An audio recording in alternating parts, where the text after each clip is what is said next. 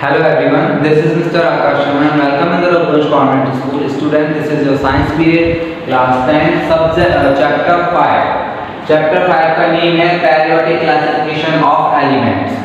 Last video से हमने इसको स्टार्ट कर दिया था। इसमें हम इस वीडियो में इसके डीपली जो इसकी चीज़ों के हैं उनको बारे में पढ़ने वाले हैं। इसका जो ऊपर का जो मतलब इस तरीके से बॉडी का मैंने जो उसको समझा दिया था मोटे मोटे तौर पे, लेकिन अब हम इसको थोड़ा डीपली देखेंगे इस चैप्टर को कि जो एलिमेंट्स का क्लासिफिकेशन हुआ था वो किस बेस पे हुआ, किस किस टाइप से हुआ। क्लासिफिकेशन का एक थोड़ा सा पुराने वीडियो से अगर हम लेकर के चलें तो मैंने ये बताया गया था उसमें कि आपको कि जो क्लासिफिकेशन हुआ था वो क्यों किया गया, क्योंकि जो एलिमेंट्स थे उनकी पहचान नहीं हो पा रही थी, क्योंकि उनकी कोई गुण या कोई उनकी चीज़ों को सिस्टमैटिक जमाया नहीं गया था। तो उनकी पहचान के लिए, उनके यूज़ के लिए, उनका प्रॉपर्टी जानकारी के लिए क्लासिफिकेशन ज़रूरी था।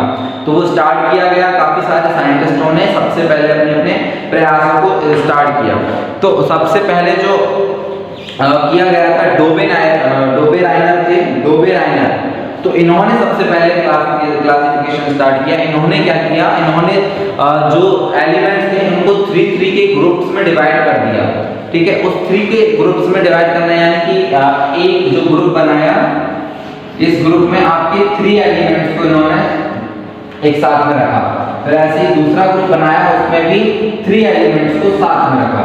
तो ऐसे 3 के ग्रुप्स में उन्होंने एलिमेंट्स को डिवाइड किया और उनका मानना ये था कि जो पहला एलिमेंट है यानी कि ये और जो लास्ट वाला एलिमेंट है ए, ये इन दोनों का जो एवरेज है वो इस वाले सेंटर वाले जो एलिमेंट है उसके इक्वल होगा।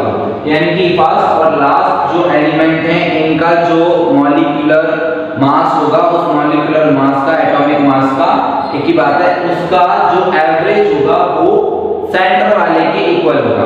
तो ऐसा उन्होंने किसने कहा है, डोबेराइनर ने कहा। ठीक है, और उन्होंने इस टाइप को 3 के ग्रुप्स में डिवाइड किया। लेकिन ये चीज जो थी ये कुछ टाइम तक तो ठीक चली, यानी कुछ एलिमेंट्स तक तो ठीक चली, लेकिन उसके बाद पूरी पीरियोडिक टेबल पर ये अलाउ नहीं हो पाई, अप्लाई नहीं हो पाई, बिकॉज ऑफ बीच में फिर इसमें कुछ ना कुछ अड़चने आ गई। यानी कि कुछ ऐसे एलिमेंट्स निकल करके आए जिनके जैसा कि इसमें कहा जा रहा था फर्स्ट और लास्ट का जो एवरेज रहेगा वो बीच वाले के इक्वल रहेगा। तो ऐसा उन्होंने कहा, तो इसी सीरीज में आगे बढ़ते गए। जब स्टार्टिंग की कुछ सीरीज तो उसने फॉलो की, लेकिन जब ऐसे ही आगे बढ़े तो वहां पे जाकर के ये रूल अप्लाई नहीं हो रहा था। वहां पे फर्स्ट और लास्ट का जो एवरेज निकाल रहे थे वो बीच वाले के इक्वल नहीं आ रहा था। तो फिर किस बेस पे उनको एक साथ में रखा जाता, तो फिर इस टाइप से ये जो चीज थी कहीं ना कहीं आधी अधूरी साबित हुई और फिर इसको प्रॉपरली नहीं समझा गया। लेकिन इससे एक आइडिया मिला लोगों को कि हम उसके एटॉमिक मास, उसके जो मॉलिक्यूलर मास है एलिमेंट से, उसके बेस पर सिस्टमिक जमा सकते हैं। यानी कि देखो कोई चीज, सारी चीजें फैली हुई थी अभी, तो सारे जो एलिमेंट्स थे कोई का कोई प्लेस डिसाइडेड नहीं था, सब ऐसे ही थे। तो उन्होंने कोशिश की डोबेराइनर ने, तो 3 के पार्ट्स में डिवाइड करने की कम से कम एक कोशिश की।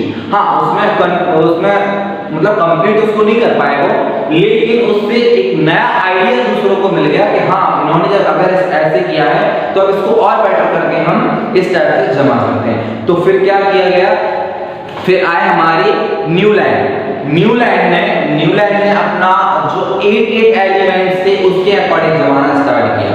ये वाला जो था डोबेराइनर ने किया, और न्यूलैंड का कहना ये था कि उन्होंने उसके मॉलिक्यूलर वेट के हिसाब से उसको जमाने की कोशिश की, और उन्होंने एक ये रूल दिया कि जो एक एलिमेंट है उन्होंने जो पीरियोडिक टेबल में जिस हिसाब से उन्होंने जमाया उसके हिसाब से जो फर्स्ट एलिमेंट था और उसके 8वां एलिमेंट एक दूसरे के समान गुण रखता था।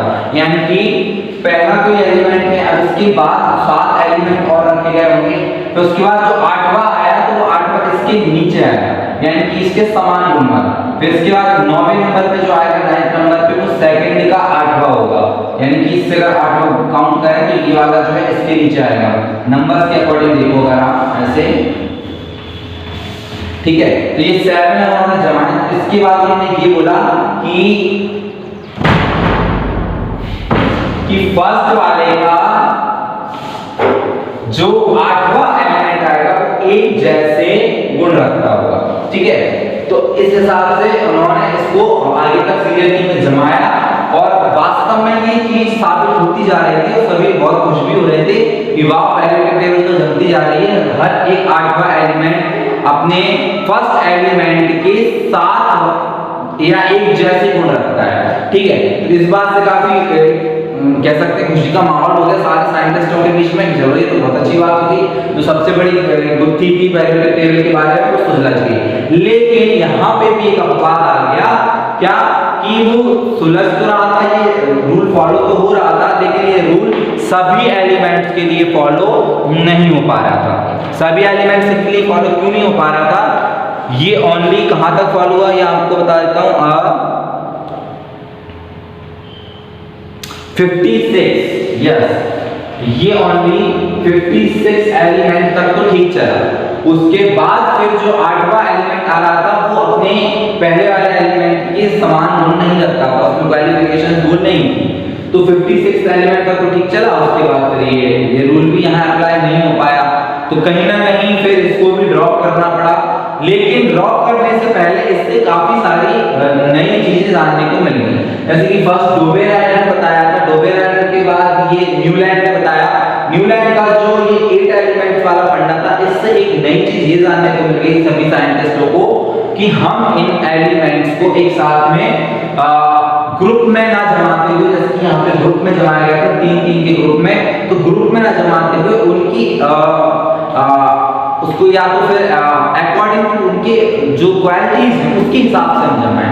मतलब कि ग्रुप में नहीं रहेंगे तो वो पहली बात तो फ्रीली रहेंगे, क्योंकि किसी भी एलिमेंट को हम कहीं भी रख सकते हैं। अब ग्रुप में अगर रखेंगे तो पूरे ग्रुप को एक साथ में कहीं भी इधर से उधर करना पड़ेगा, तो पूरे ग्रुप को करना पड़ेगा, तो ज्यादा क्रिटिकल हो सकता था।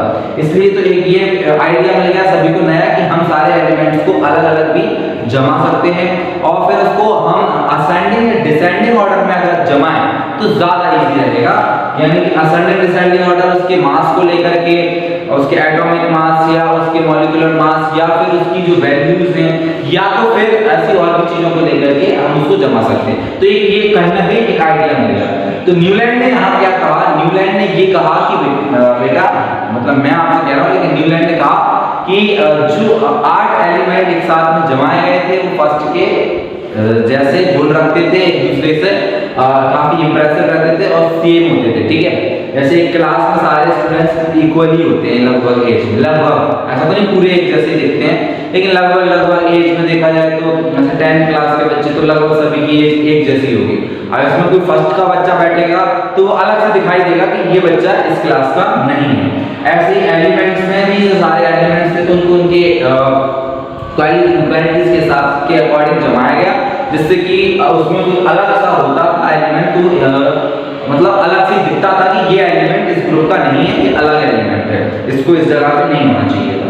ठीक है, तो ये न्यूलैंड ने बताया। न्यूलैंड ने और भी सारी काफी चीजें दी, जैसे कि न्यूलैंड ने केवल कैल्शियम तक 56 नंबर पे कैल्शियम, तो कैल्शियम तक की जो उनकी क्वेरीज थी उनको कंप्लीट किया, लेकिन कैल्शियम के बाद का वो कुछ भी नहीं दे पाए। और न्यूलैंड का कहना भी ये था कि क्योंकि उस टाइम तक 56 एलिमेंट ही मौजूद थे, तो उनका कहना ये था कि 56 एलिमेंट ही रहेंगे, आगे भविष्य में भी कोई नया एलिमेंट इसमें नहीं जोड़ा जा सकेगा।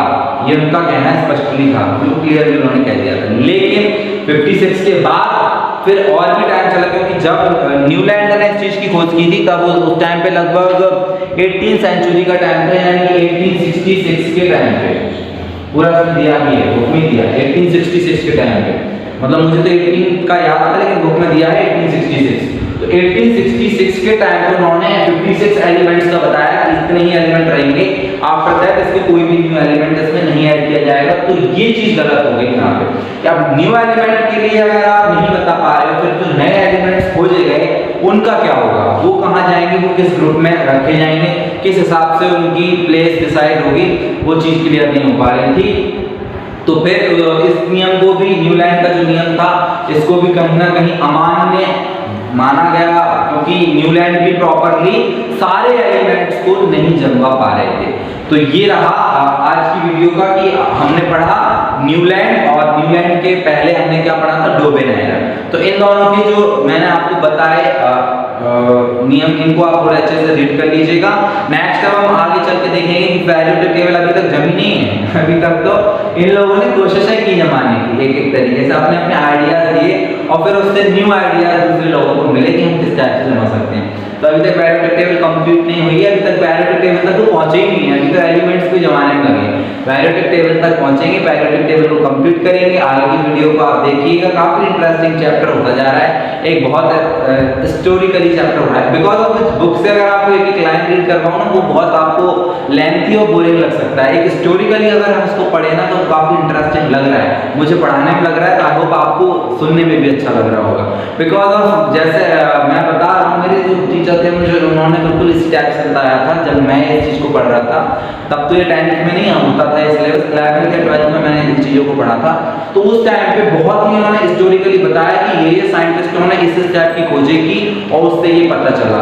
तो आई होप आपको ये चीज़ बहुत अच्छे से समझ में आ रही होगी और समझ में भी आ रही होगी। लेकिन कहीं भी कोई डाउट हो तो आप क्लियर कर सकते हैं, कॉल करके आज ही आप कॉल कर लीजिएगा, तो आज ही आपका क्लियर हो जाएगा। Okay students, thank you for watching, stay home and stay safe.